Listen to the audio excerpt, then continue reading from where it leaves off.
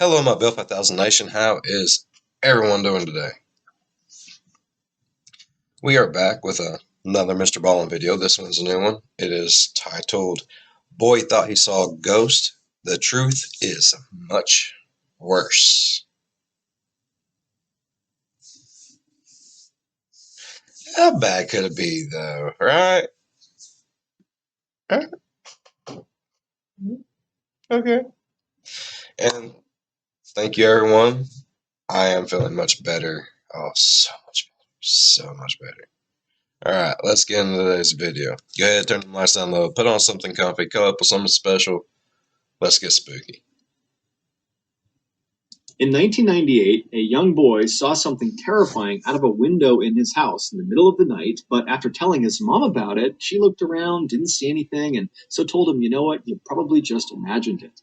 However, years later, that boy and his mother would learn he had not just imagined it. It was very real. But before we get into today... Okay, now that just makes me rethink my whole childhood. What if everything I'd ever seen in the night was real? Or not even everything, just some of it. Ooh. Stories. If you're a fan of the strange, dark, and mysterious delivered in story format, then you come to the right place because that's all we do, and we upload once or twice every week. So if that's of interest to you, please spend a nice long day at the beach, and then afterwards make a special trip to the Like Button's house so you can shake out your towels directly into one of their open windows. Also, please subscribe to our channel and turn on all notifications so you don't miss any of our weekly uploads. All right, let's get into today's stories.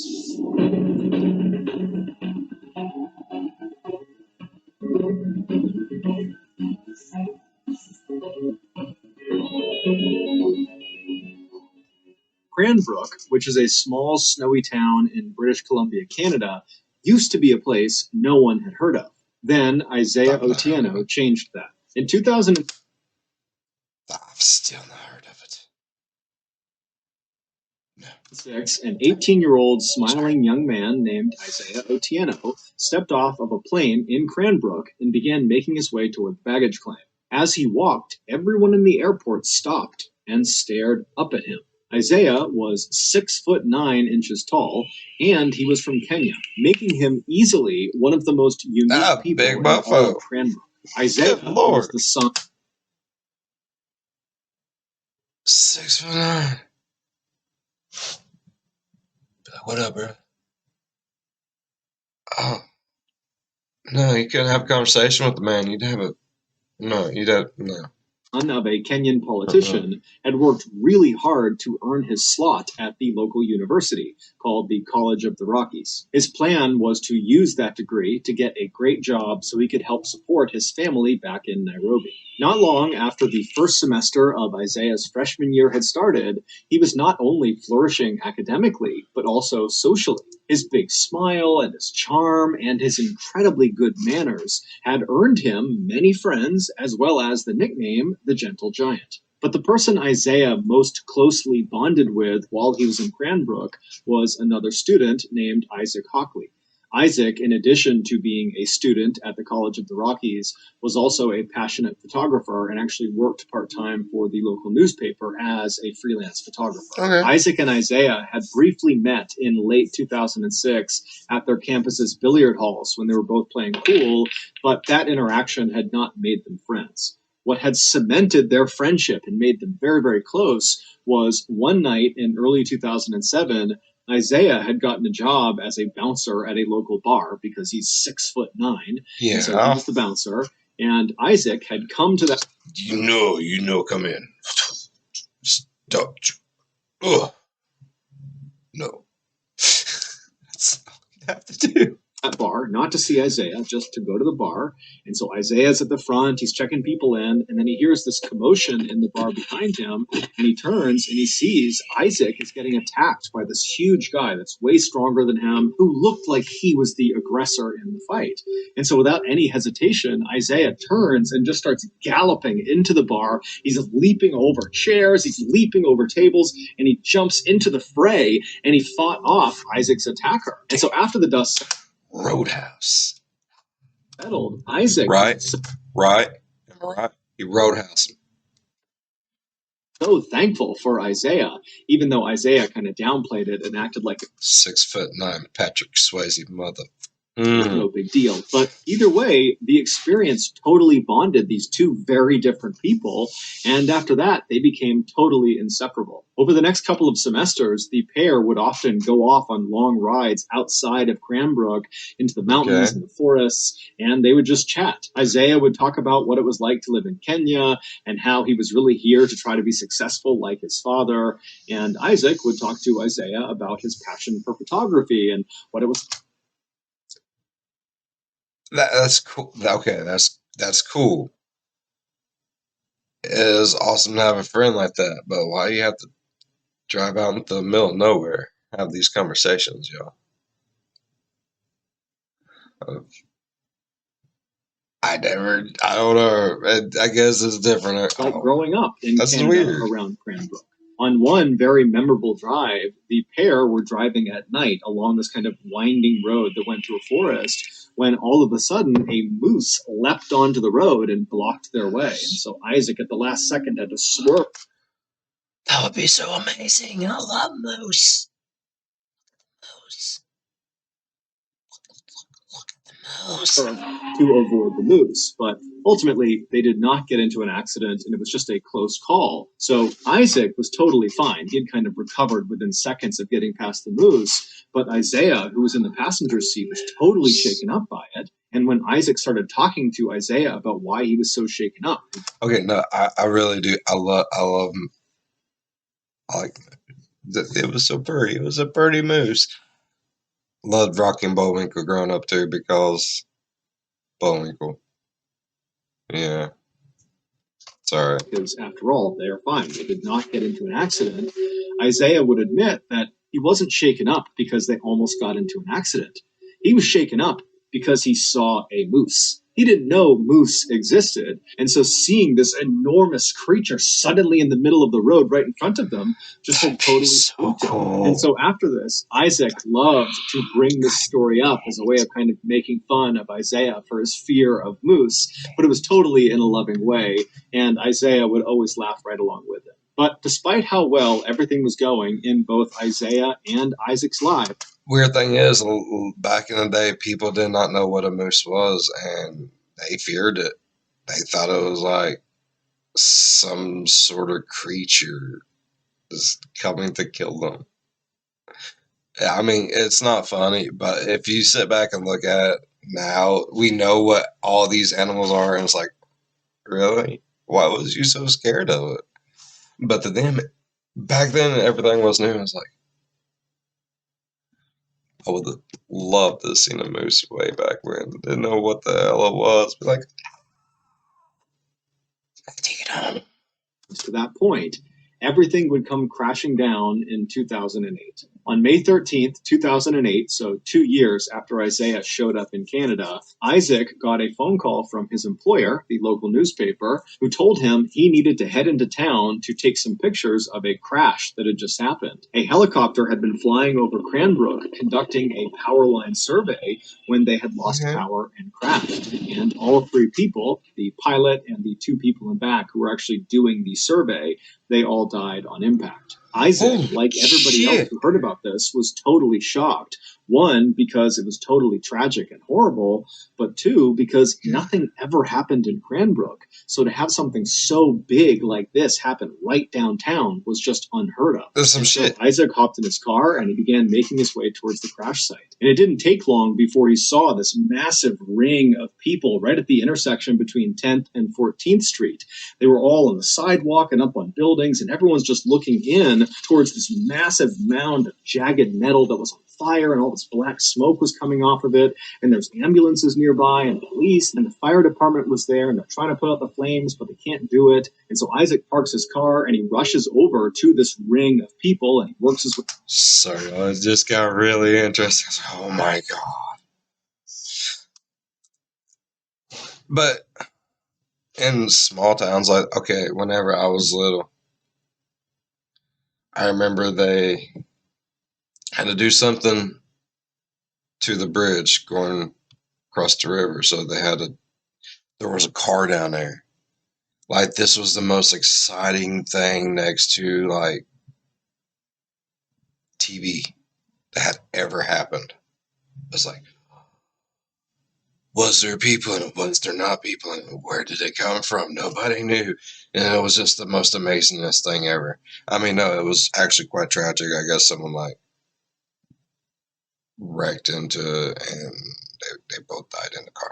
Okay, yeah, back to the story. Towards the front, he pulls out his camera and he began taking pictures, first of the wreckage and the fire, and then also of the police as they put tarps over the bodies. Little did Isaac know, these pictures he was taking were about to take on a whole new significance for him. Earlier that day, just before 1 p.m., Isaiah wrapped up his final class of the day, and after he was done, he remembered he had some letters in his backpack that he had been meaning to mail to his family back in Kenya. And so he decided on his way home, he would make a detour to the post office and he would mail those letters. And so he left the building where this final class was, and he stepped out into the bright sunshine of that May day. He put his headphones on, and then he began to walk. At about 1:05 p.m., he arrived at the post office, and he went inside just long enough to put his letters in the mail slot, and then he headed back outside.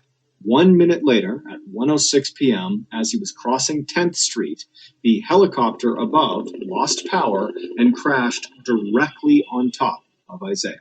Within seconds, he and the 3 people on board the helicopter would all be dead. It's believed because Isaiah was listening to music on his headphones, he didn't even hear the helicopter as it was crashing down. He was just walking. I'm never wearing headphones the hell again. No. If you wear them, wear one out. Always. What the? Oh my God. I mean, if it was going to happen, okay, if it was going to happen either way, like if you were supposed to die at that moment, would you have rather heard it, turn around and seen it, or would you just rather been in a, blissful unawareness?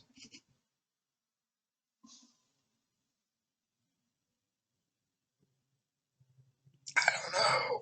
That's so fucked up. And then he was dead.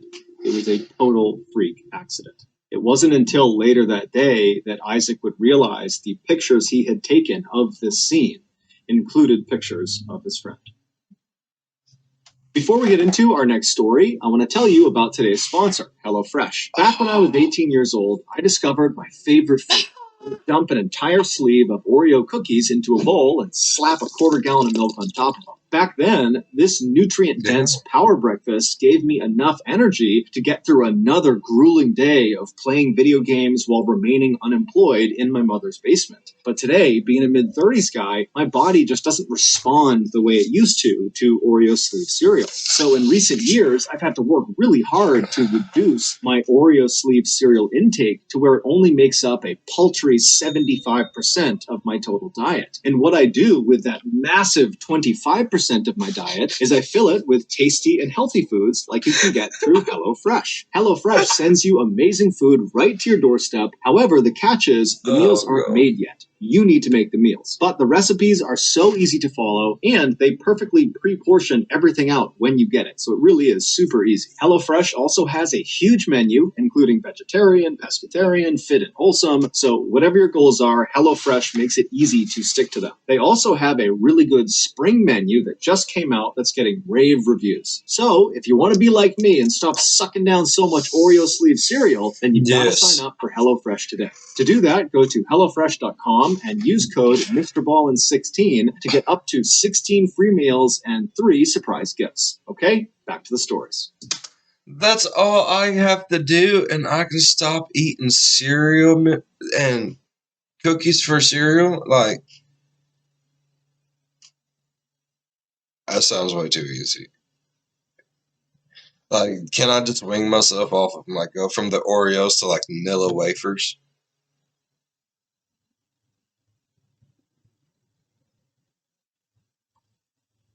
There's got to be an issue.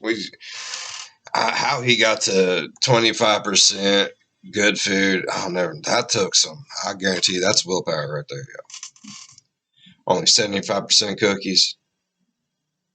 That's respect. Respect. On a warm summer night in 1998, a 7-year-old boy named Tyler Florian fell asleep watching TV on his living room couch. Tyler lived with his parents as well as his older brother, Will, who was 10 years. Is this the ghost one? Is this the ghost one? Oh, please tell me this is the ghost in one. a modest 2-story home in a rural neighborhood Not in a West real Virginia. photo. That night, Tyler's father, who normally tucked the boys in at night, was out for work. And so after Tyler fell asleep, it was his mother who gently woke him up and encouraged him to head upstairs to his room. And so Tyler, he gets off the couch.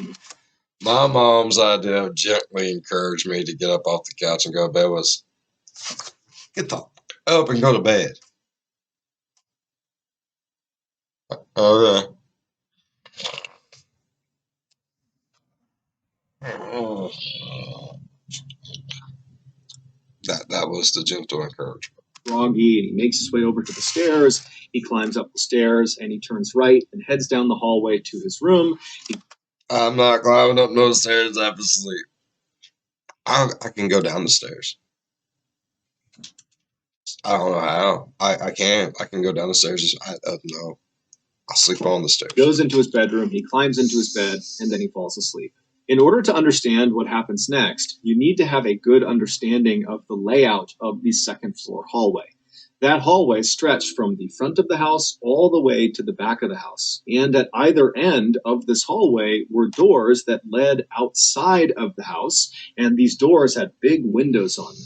The front of the house, that door, if you walked out it, you'd be walking out onto a balcony that overlooked the front yard of the property. But if you walked out the back door of this second floor hallway, you would not be walking onto a balcony. You would not even be on the second floor. You'd be basically stepping into the backyard of the house. And the reason for this is because the house was built into a hill. And so the back half of the house is literally underground. It's in the hill. And so there is no door on the lower half of the house because there's just earth behind the door. And so it's that second floor doorway at the end of the hall that serves as kind of like the exit. Okay, how many other people out there love it when he puts up the photo? And he says, not a real, and I love that. I love that because I love to know that if it is or if it isn't. I do. But I just love it, just not a real photo. I don't know. It tickles me. To the backyard of the house. So with that in mind, Tyler, he gets upstairs, he goes to his bedroom, which is towards the front half of this hallway, and he falls asleep. And then only about an hour after falling asleep, he wakes up to the sound of someone using the bathroom. Tyler's bedroom was positioned right across the hall from the bathroom, and his door was open. And so Tyler's laying on his bed. He opens his eyes, and he's looking through his open door at the bathroom. And the bathroom, the door is shut, but he can see there's light coming out from underneath the bottom of the door, so he knows someone's in there. And so Tyler's just laying there watching whoever's in there. He's assuming it's his brother, who has a habit of going to the bathroom in the middle of the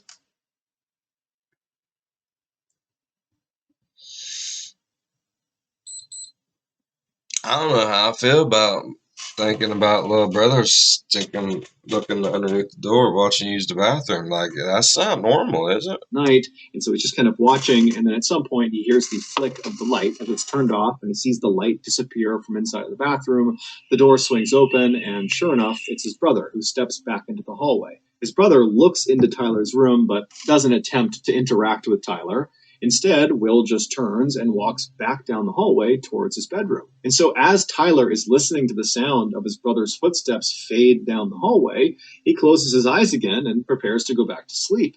But as he's laying there with his eyes closed, he can tell that his brother has stopped short of his bedroom and has turned around and is now walking back up the hallway towards the bathroom and towards Tyler's room. And so Tyler opens his eyes again because he knows his brother is about to be right in front of his bedroom. And he's thinking, okay, maybe he forgot something in the bathroom. And so Tyler decides to just watch to see what his brother does. And so sure enough, Will walks all the way up until he's standing right in front of Tyler's open door. But instead of going into the bathroom, Will walks into Tyler's room. And right away, Tyler sits up and says, hey, what are you doing? What's going on?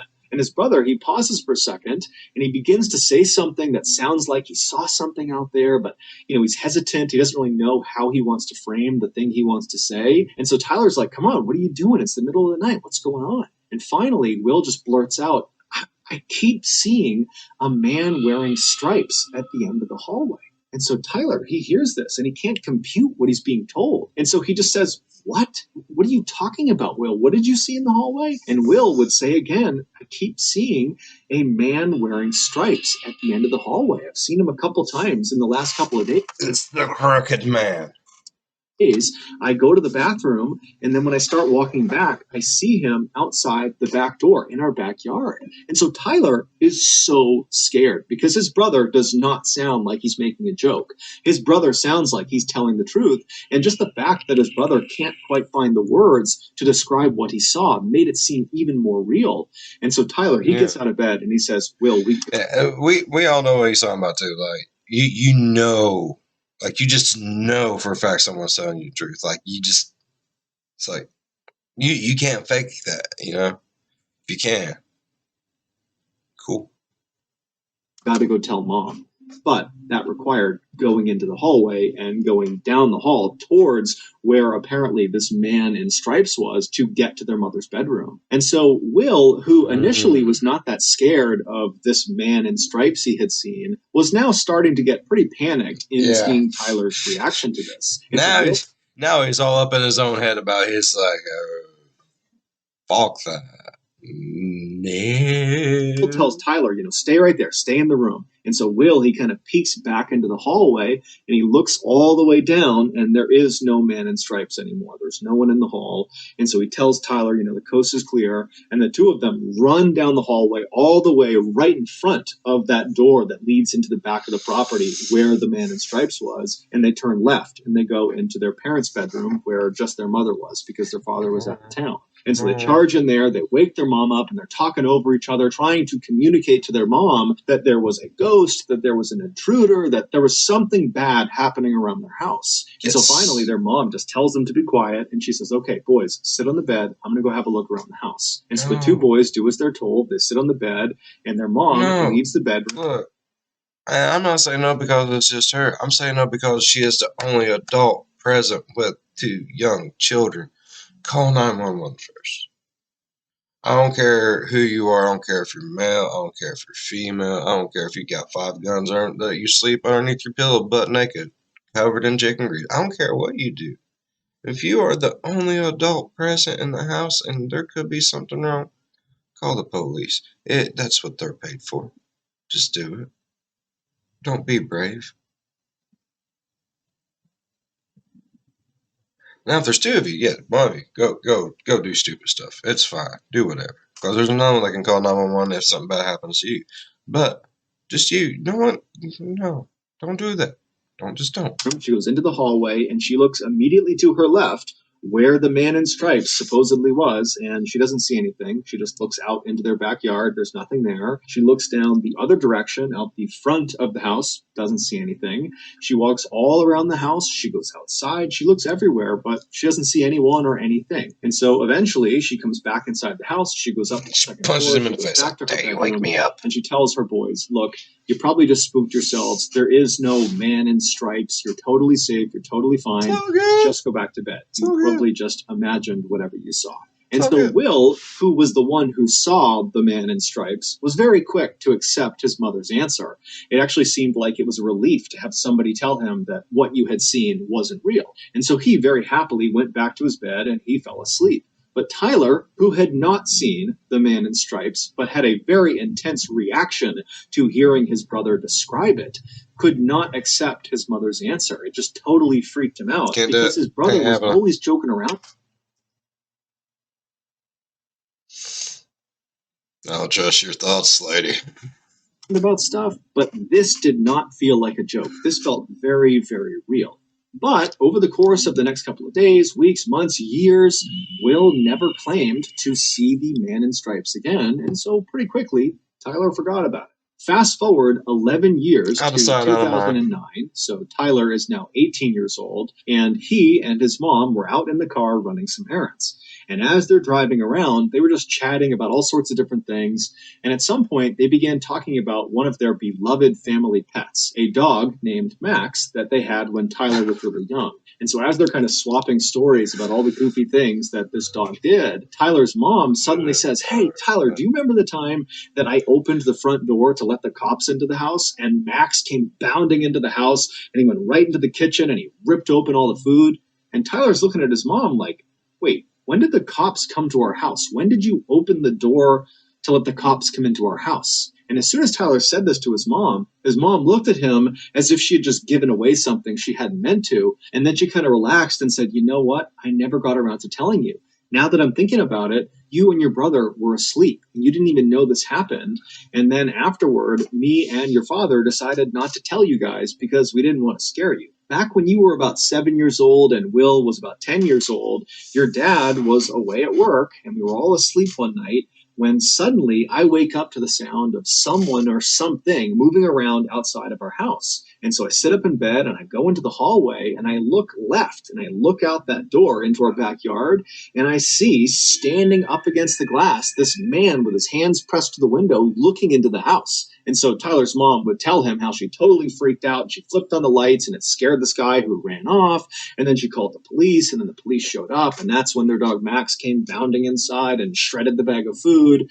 And the police, they searched the property, but apparently they never found this guy. Tyler's mom would go on to tell him that the police warned her that her description of this man that was standing at their back door matched the description of a man who was wanted for murder who was on the loose in the area. Tyler was dumbfounded. He didn't remember this because obviously he had been asleep because this is something he... That's when you just drop your britches right there and just shit.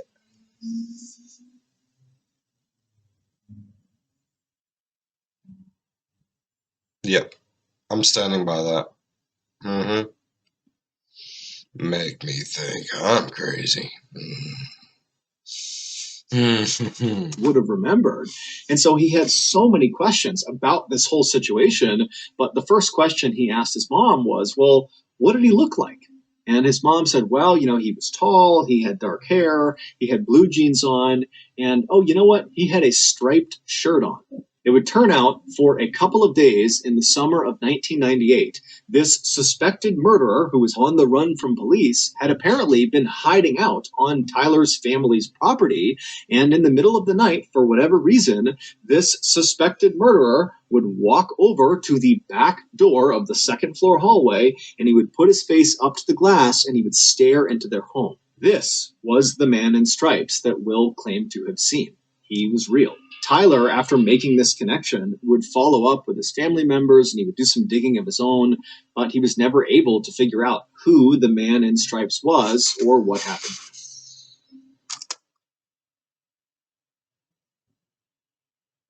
That's freaking crazy, bro. Deranged serial killer clown, probably. I hope it wasn't. I really hope that. I hope that's not true. I hope it wasn't. Okay, that's messed up. Okay, now literally think about all the things you probably seen whenever you was little. Then you run in there and tell your mom, tell your dad, and they're like, "Oh, we'll go look." What happens when you fall asleep again? Like in there, you're like comfortable, you're all freaked out, you're finally coming down, and you're just like, what if something does happen? You're asleep, you don't know. What if you wasn't full of shit?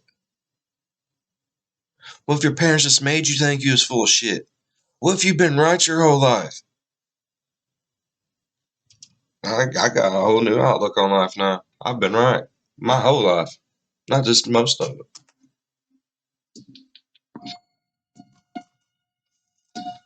In 2012, a 22-year-old woman named Simone was living in a small winemaking village called Rüdesheim am Rhein, which is located in southwestern Germany. This village is strikingly beautiful. It's full of quaint European homes, and there's lots of rolling green hills with vineyards as far as the eye can see, and the village sits right on the bank of the Rhine River. Simone had grown up. Like, I see that, and the little Dutch boy picture thing you see on like boxes and stuff that has like the clogs, the wooden clogs, and the little like light blue stuff, and You just want to see just walking down through.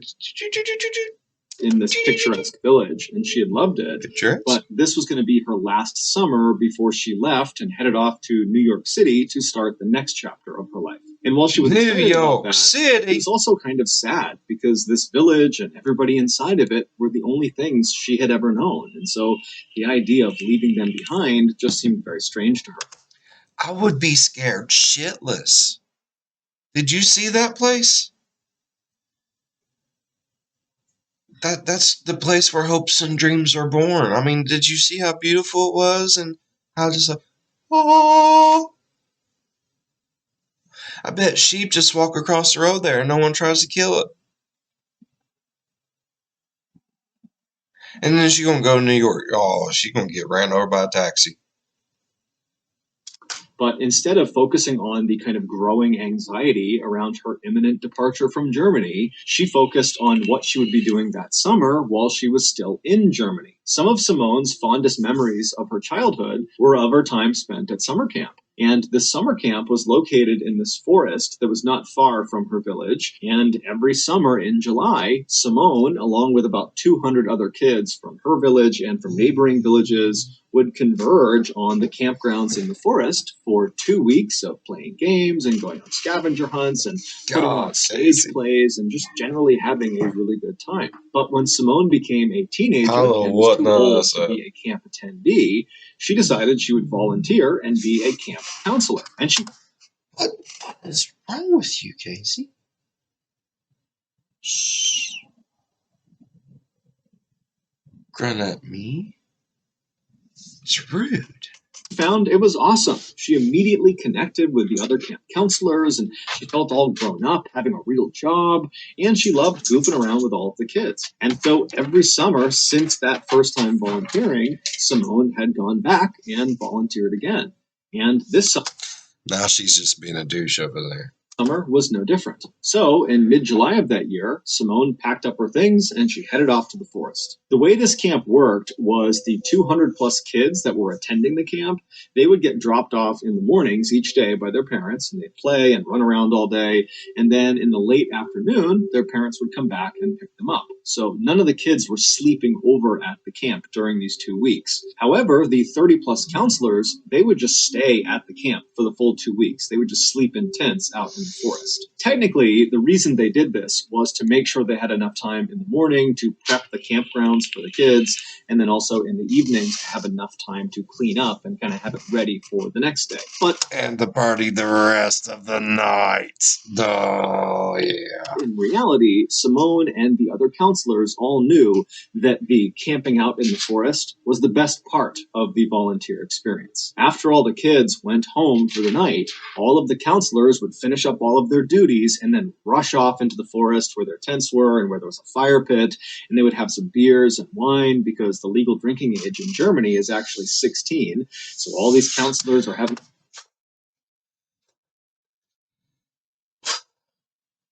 I should have been born in Germany.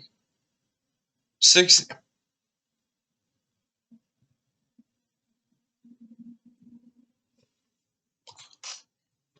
A couple of drinks, and then before long they'd be laughing and telling stories and just generally having a great time. So that July in 2012, Simone and the other counselors arrived at the campgrounds a day early, and they caught up with each other and they prepared the campground.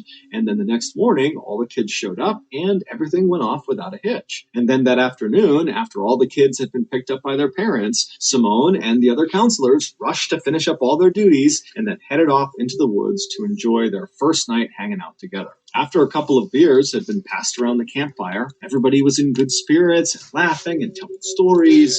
But pretty quickly, people started to fade and get tired because, it was their first day back at camp and it had been a long, tiring day. And so people very gradually began retiring to their tents to go to bed. And eventually Simone, too, had crawled into her tent and gotten onto her cot to try to sleep herself. But she found that night it was so hot she couldn't be in her tent. It was stifling inside of there. And so she decides she's just going to sleep out in the open where it's a little bit cooler. And so she picks up her fold-up cot and she brings it out into the open, and she sees there are several other counselors who have done the same thing. And so she puts her cot down next to one of her good friends who's already asleep in her cot. And then Simone climbs into her cot, she gets under her covers, and she tries to fall asleep. But for the next hour, Simone just tosses and turns. She can't get comfortable. And by that time, everybody else has completely passed out. So it's just her. She's counting down the time until she has to get up again to start the next day. And so, don't you hate those nights? Oh my god. It's like, oh my god, if I fall asleep right now, I can get 6 hours of sleep.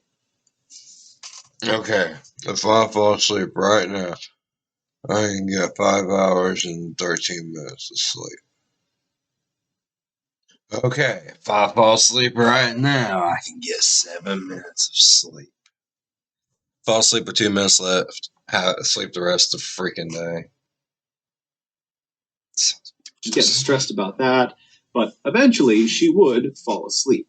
However, she would immediately be thrust into one of the most visceral and intense nightmares she had ever had in her entire life. In her dream, she opens her eyes and she looks out in front of her, and it's this desert city, and there are hundreds of people all in front of her, just standing there looking up at her. What kind of shit is she on, bruh?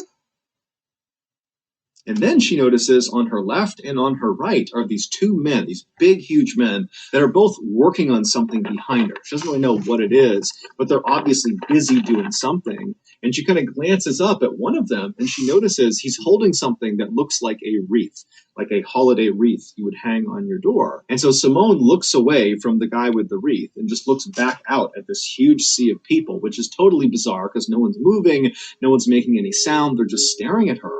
And then she feels this shooting pain in the top of her head. The man who was standing on her right was not holding a holiday wreath. He was holding a crown of thorns. And now he, along with the guy on the other side of her, were working together to press this crown of thorns into her head. And so Simone is feeling the thorns being pressed deeper and deeper into her scalp.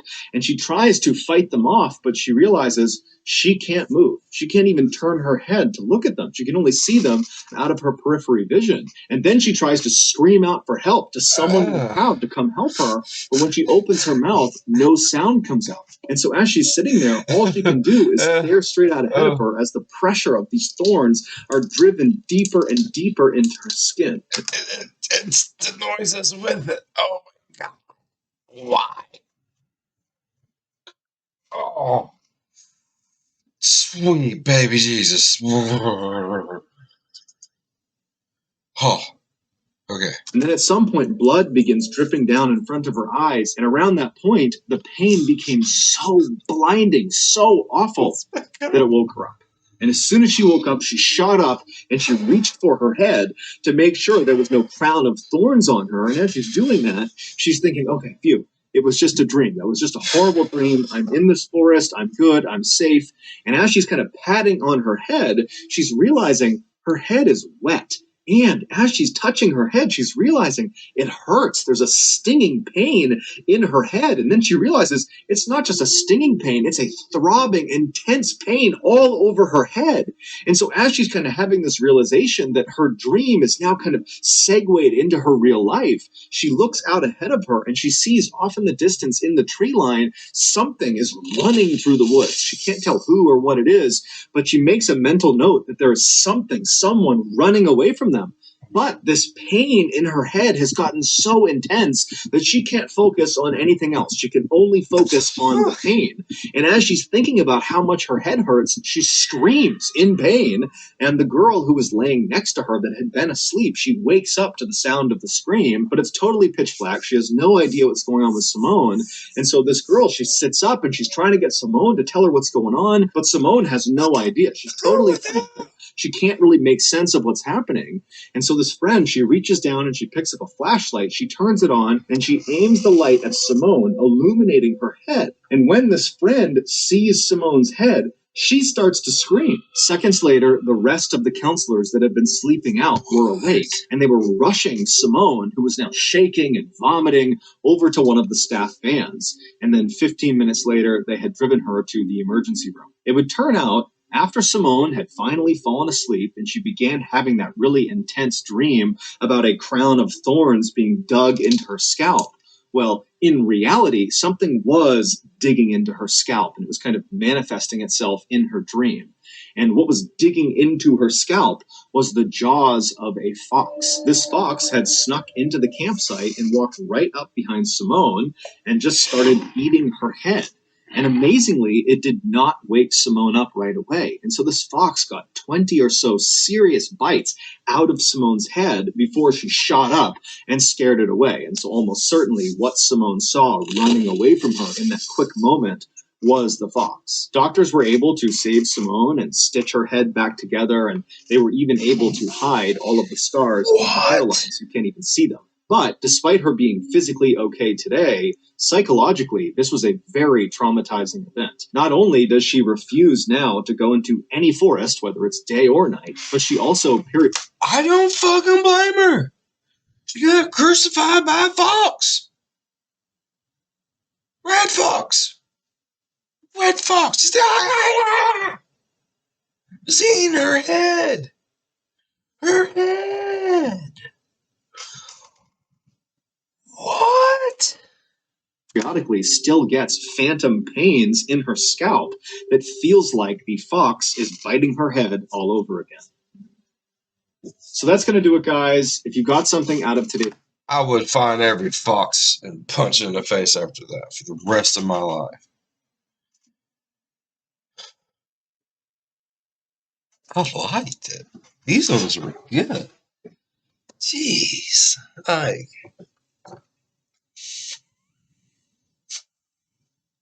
yeah. I'm a happy man right now. I'm a happy man. Yeah. Oh, and it was so much better feeling. So much better. It really was. Alright, y'all. If you enjoyed today's video, please leave a thumbs up. It helps out so much. It helps out tremendously. Keep it up. I'm loving it. And if you enjoyed like today's video in any way, shape, or form, or any of my videos at all, subscribe. Let's get up there. Like I'm getting hot there.